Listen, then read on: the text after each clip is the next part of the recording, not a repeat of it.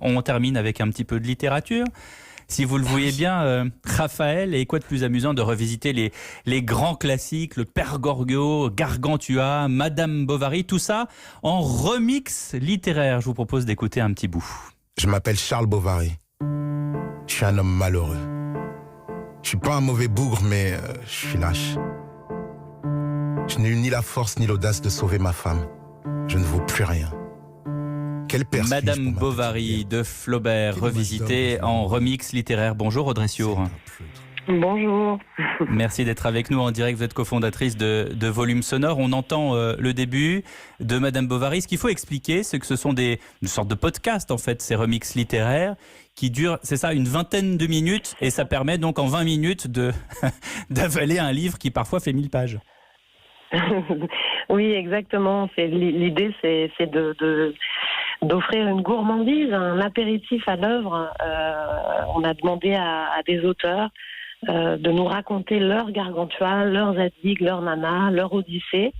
La contrainte étant de raconter ça en quelques minutes, en environ 30 minutes en général, avec leur langue, leurs mots, leurs émotions. Et puis on a demandé à des comédiens de lire ces textes et puis on les a mis en musique, à chaque fois une musique originale adaptée à l'heure, à la lecture et à ce que l'auteur raconte. Il y a des choses surprenantes, on redécouvre certaines œuvres finalement par ce biais-là.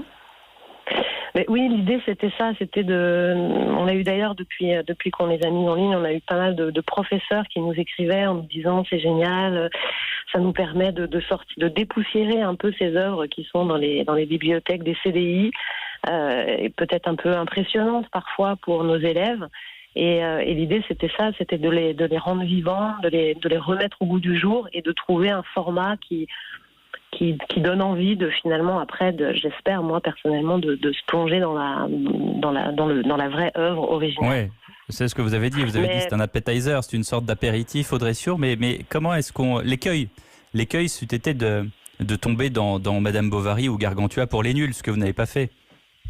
Oui, en fait, on a vraiment, on a voulu créer des œuvres originales. On a demandé ça aux auteurs, ce qui était d'ailleurs un exercice vraiment délicat, parce que effectivement, raconter l'Odyssée ou Gargantua, qui est un texte en ancien français, en 30 minutes, c'est quand même un exercice assez complexe.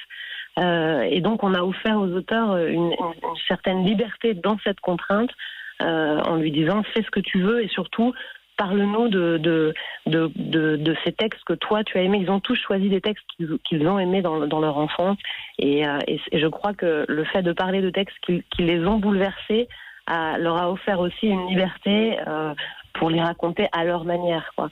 Et c'est ça qui rend chaque texte très original. Alors, des auteurs, des acteurs aussi qui se prêtent au jeu. Où est-ce qu'on trouve ces textes sonores et combien ça coûte ?